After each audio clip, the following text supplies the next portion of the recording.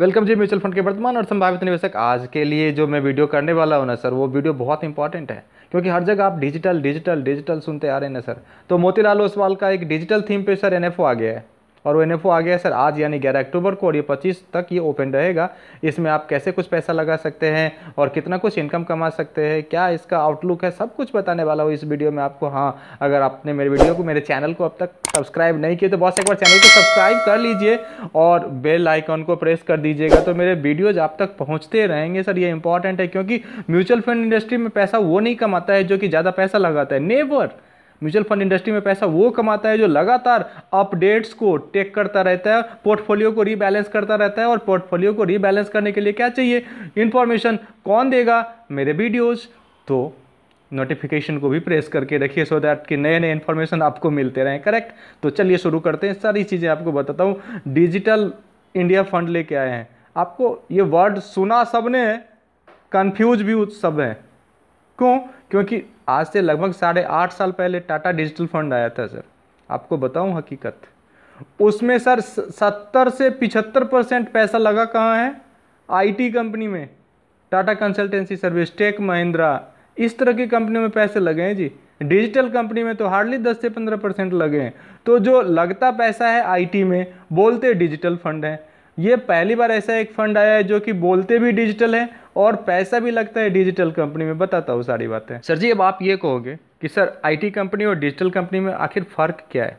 दूसरा, अब आप ये कहोगे कि सर डिजिटल कंपनी में पैसा लगाने वाले म्यूचुअल फंड में मुझे क्यों लगाना चाहिए पैसा? पहले ये बताता हूँ कि सर आईटी कंपनी और डिजिटल कंपनी में क्या फ़र्क है sir. IT company basically sir उन कंपनियों को कहते हैं जो डेटा को क्रिएट करेगा, डाटा को प्रोसेस करेगा, डाटा को सेफ रखेगा, डाटा को सिक्योर रखेगा और डाटा को शेयर करेगा।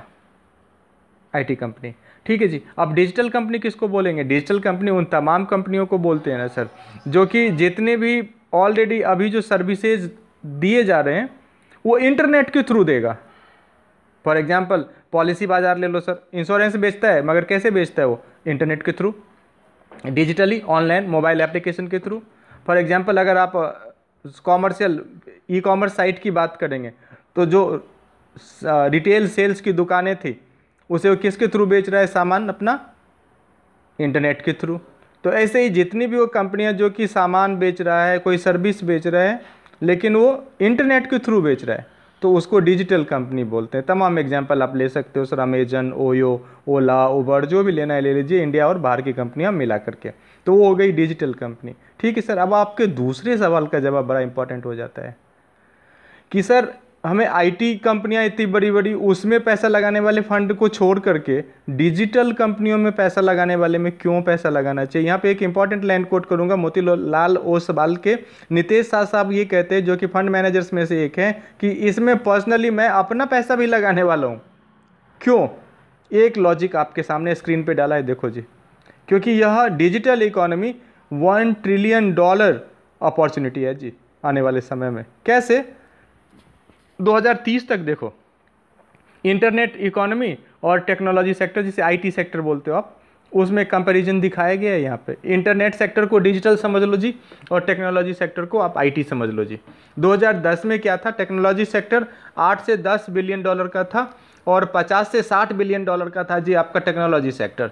2022 में टेक्नोलॉजी सेक्टर 155 से 175 बिलियन डॉलर का था, जबकि 320 से 350 बिलियन डॉलर का था आपका टेक्नोलॉजी सेक्टर।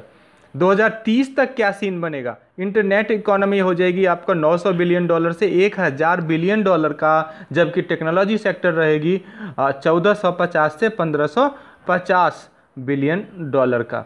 आप एक चीज़ यहाँ पे नोट करोगे कि इंटरनेट इकोनॉमी का जीडीपी शेयर, ये जीडीपी शेयर दिखा रहे हैं हम, तो इंटरनेट इकोनॉमी का जीडीपी शेयर 2010 के 0.5% से, टेक्नोलॉजी सेक्टर का 0.5 से बढ़ के 12 से 13% का हो रहा है। इट मीन्स कि India's internet economy is expected to reach $1 trillion by 2030, double the value of IT service. मतलब आईटी सर्विस की कंपनियों का जो जीडीपी होगा, इसका सीधा सीधा दोगुना होने वाला है जी डिजिटल कंपनियों का जीडीपी इकोनॉमी और उसका मार्केट कैपिटलाइजेशन, यानी कि उसका ग्रोथ 2 गुना होने वाला है। बात कर लेते हैं रिटर्न की। रिटर्न से पहले बताऊंगा बेंचमार्क, क्योंकि बेंचमार्क का रिटर्न देखते हैं तो पता लग जाएगा अंदाजा कि पीछे किस तरह के रिटर्न मिले हैं। तो BSE tech TRI, BSE tech TRI, BSE मतलब बॉम्बे स्टॉक एक्सचेंज, टेक मतलब technology enabled company, and then TRI means total return index. इसका सीएजीआर रहा है सर पिछले 5 साल में 21.1% का। अगर आप सिमिलर फंड की बात करेंगे सर, तो सिमिलर फंड इनका टाटा डिजिटल फंड रहा है, लेकिन सर वहाँ पर एक्सपोजर मैंने पहले आपको बता दिया है, वहाँ आईटी कंपनियों का बड़ा एक्सपोजर है। फिर भी कोई बात नहीं, मैं आपको बता देता हूँ कि पिछले लगभग 8.5 साल हो गए सर उस फंड का, तो उस 8.5 साल में उसने 18% से लेके 28% तक का रिटर्न दिया है। अब उसको अगर मैं थोड़ा सा एलेबोरेट करने की कोशिश करूँ तो अगर किसी व्यक्ति ने 10,000 की एसआईपी एनएफओ के समय से ही शुरू कर ली होती टाटा के डिजिटल फंड में, और लगभग सपोज करिए 7.5 साल में, आज से थोड़ा 1 साल पहले लगभग 8,40,000 उन्होंने लगा दिया होता, तो उनकी कीमत हो गई होती सर 17,91,240 करंट वैल्यू के हिसाब से। और यहीं पे अगर कोई व्यक्ति 1 लाख रुपया लगाया होता तो लगभग 3 टाइम्स 3,50,000 उनका हो गया होता रिटर्न के एंगल से। अब फटाफट से आपको बता देता हूँ fund characteristic. Name of scheme Motilal Oswal digital India fund, type an open ended fund रहने वाला है, कैटेगरी ऑफ स्कीम थीमेटिक रहने वाली है,